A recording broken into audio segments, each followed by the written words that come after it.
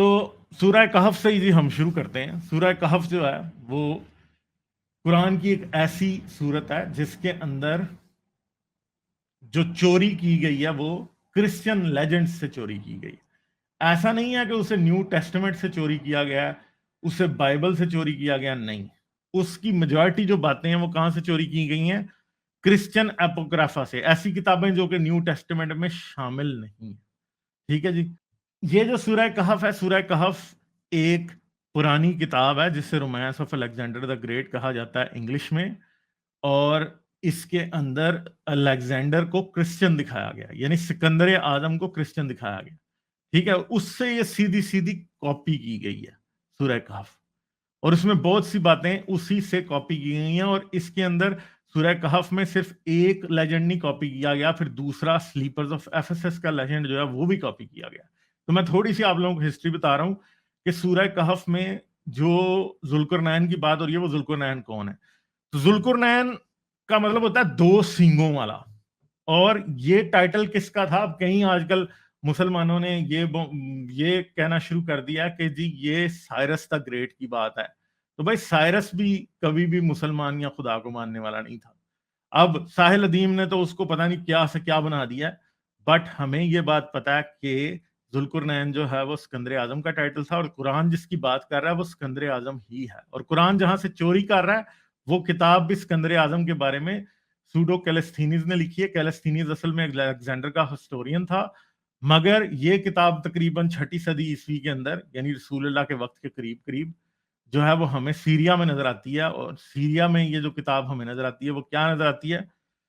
ہمیں پتہ چلتا ہے کہ اس کتاب کے اندر ہمیں یہ نظر آتا ہے کہ سیریا میں جو کتاب لکھی گئی تھی وہ ایک جھوٹی کتاب تھی، اور اس کے اوپر نام چپکا دیا گیا جو الیگزینڈر کا ہسٹورین تھا کیلسٹھینیز کا. اصل میں وہ کیلسٹھینیز نے نہیں لکھی تھی. تو جو سیریاک زبان میں کتاب تھی اس کتاب میں سکندر کے کارنامے لکھے گئے، اور ان کارناموں میں وہ آسمان پہ بھی چڑھ گیا، وہ سورج کے ڈوبنے اور چڑھنے کی جگہوں دونوں پہ گیا، وہ یاجوج اور ماجوج اس نے دیکھے اور یاجوج اور ماجوج کو اس نے بند کیا. یہ سب کی سب باتیں قرآن میں جو ہیں وہاں سے کاپی ہوئی. ٹھیک ہے، تو اسی کتاب میں اگر ہم اس کی کاپی کو دیکھیں تو ہمیں یہ نظر آتا ہے کہ واقعی اس میں الیگزینڈر جو ہے یا ذوالقرنین جو ہے وہ جاتا ہے سورج کے چڑھنے کی جگہ پہ اور ڈوبنے کی جگہ پہ، اور جب وہ ادھر دیکھتا ہے تو لوگ ادھر بڑے عذاب میں ہوتے ہیں، اور وہی عذاب اور ویسی ہی بات ہمیں قرآن میں ملتی ہے. اور پھر یہ ایک چربا تو ہے ہی ہے، ایک سرکہ تو ہے ہی ہے، جیسے پلیجرزم تو ایک ہے ہی ہے، مگر اس کے ساتھ ساتھ یہ ایک سائنٹیفک مسٹیک بھی ہے. تو یہ سورہ کہف کی آیت نمبر 86 جو ورس 86 ہے اس میں لکھا ہے، یہاں تک کہ جب سورج غروب ہونے کی جگہ پہنچا تو اسے ایسا پایا کہ ایک کیچڑ کی ندی میں ڈوب رہا ہے، اور اس ندی کے پاس ایک قوم دیکھی. ہم نے کہا ذوالقرنین تم ان کو خواہ تکلیف دو خواہ ان کے بارے میں بھلائی اختیار کرو، دونوں باتوں میں تم کو قدرت ہے. تو اب کیا کہ جی ذوالقرنین کہاں پہنچا؟ سورج کے ڈوبنے کی جگہ پر، اور اس نے دیکھا کہ ایک کیچڑ کی ندی میں سورج ڈوب رہا ہے. ٹھیک ہے جی. تو یہاں پہ جو بات ہے وہ کیا ہے؟ قرآن کیا مان رہا ہے کہ دیکھا اس نے کہ وہ ڈوب رہا تھا کس کے اندر؟ ایک گندے پانی کی ندی کے اندر. یعنی یہاں پہ وہ ایک گندے پانی میں، گدلے پانی میں سورج ڈوب رہا تھا. تو ہمیں یہ پتا ہے کہ آج ہم جس زمین پہ رہتے ہیں اس کے کسی بھی پانی کے اندر سورج کہیں بھی نہیں ڈوبتا، اور سورج ڈوب سکتا بھی نہیں ہے. کیوں؟ کیونکہ سورج جو ہے وہ زمین سے ہزاروں گنا بڑا ہے، ہزاروں گنا. ٹھیک ہے جی. تو زمین کا جتنا ماس ہے وہ ہزاروں گنا اسے ملٹی پلائی کریں گے تو وہ سورج کا ماس بنے گا، اور سورج اتنا بڑا ہے کہ وہ زمین کے کسی بھی پانی کے تالاب کے اندر ڈوب نہیں سکتا. ٹھیک ہے جی. تو یہاں پہ قرآن پہلی بات تو یہ کہہ رہا ہے کہ سورج کسی جگہ ڈوبتا بھی ہے، اور سورج صرف ڈوبتا نہیں ہے، وہ پانی کے اندر ڈوبتا ہے. حالانکہ سورج ایک ایسی چیز ہے کہ وہ زمین سے کئی گنا بڑا ہے، اور زمین کے اوپر کوئی بھی ایسی جگہ نہیں ہے جہاں پہ وہ آ کے ڈوب سکے. تو اس سے یہی پتہ لگتا ہے کہ جو پرانی کاسمالوجی تھی وہ یہ مانتی تھی کہ سورج زمین سے چھوٹا ہے اور سورج زمین کے گرد گھومتا ہے. اور ایون کہ پرانی کاسمالوجی کے مطابق کچھ تو حدیثیں بھی اس بات کو کنفرم کر دیتی ہیں کہ سورج جب ڈوبتا ہے تو پھر وہ اللہ کے تخت کے نیچے جا کے پڑا رہتا ہے. اور پرانی جو ایجپشن مائتھولوجی تھی اس کے مطابق جب سورج ڈوبتا ہے تو زمین کے نیچے کی طرف چلا جاتا ہے، اور پھر وہاں پہ جو سن گاڈ رہا ہے وہ لڑتا ہے ورلڈ سرپنٹ سے. ورلڈ سرپنٹ ہے یا کوئی اور بہت بڑی ایک بلا ہے, اس سے وہ لڑتا ہے پوری رات, اس سے وہ لڑتا رہتا ہے. سورج کو وہ بچا کے لے کے جاتا ہے واپس, اور پھر اگلے دن سورج دوبارہ نکلتا ہے. تو یہ جو کہانی ہے, یہ سورج کی کہانی جو ہے, یہ بہت سی جگہوں پہ اب ایسے ہی لگتا ہے کہ سورج زمین کے گرد گھوم رہا ہے, اور سورج جو ہے وہ زمین سے چھوٹا ہے. بہت سی پرانی کہانیوں میں یہی سمجھا جاتا تھا, اور قرآن بھی اسی بات کی اندھی تقلید کر رہا ہے. یعنی بالکل ایک اندھے کی طرح, جب اندھا اندھے کو رستہ دکھاتا ہے تو پھر ایسا ہی ہوتا ہے. تو اس صورت میں اندھی جو کتاب تھی وہ romance of Alexander the great تھی, اور یہاں پہ قرآن وہ دوسرا اندھا تھا جس کو وہ رستہ دکھا رہی تھی. تو رسول اللہ نے منوان وہاں سے لیجنڈ اٹھا کے کاپی کر لیا, اور اس کاپی کی وہ لیجنڈ کو مسلمان آج تک سچ سمجھتے ہیں, اور اس کی بیس پہ ساحل ادیم جیسے لوگ جو ہیں وہ پتہ نہیں کیا کیا سے بنا دیتے ہیں.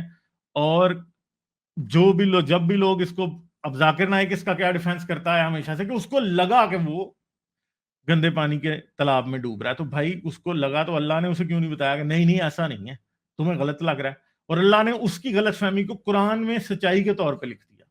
ٹھیک ہے, بات یہ ہے کہ مجھے غلط فہمی لگ جائے, اور ایک آتھر ہے وہ میری غلط فہمی کو جانتا ہے, اور وہ اپنی کتاب میں میری غلط فہمی لکھ دے, اس کی کریکشن کو بالکل بھی بتائے ہی نہ, تو مجھے بتائیں کہ وہ آتھر جو ہے وہ صحیح آتھر ہے یا غلط آتھر ہے. ظاہری بات ہے. تو یہی بات ہے جو کہ ذاکر نائک کہتا ہے کہ جی اس کو لگا, اس کو نظر آیا. بہت سے مومنین آج کل یہی اس کا دفاع کرتے ہیں کہ اس کو نظر آیا, حالانکہ ایسی بات نہیں ہے, خدا ایسی غلطیاں نہیں کر سکتا. اس کو تو ایسا لگا, اسے غلط فہمی ہوئی, تو اللہ کو تو غلط فہمی نہیں نہ ہوئی. اللہ نے کیوں اپنی کتاب میں ایسے ہی لکھ دیا؟ تو اللہ کی جو بات ہے, اللہ کے پاس یہ لبرٹی نہیں ہے کہ وہ اس طرح کی غلطی کر سکے. اگر کوئی انسان ہوتا تو وہ اس طرح کی غلطی کر سکتا تھا. ٹھیک ہے جی, یہی ہے.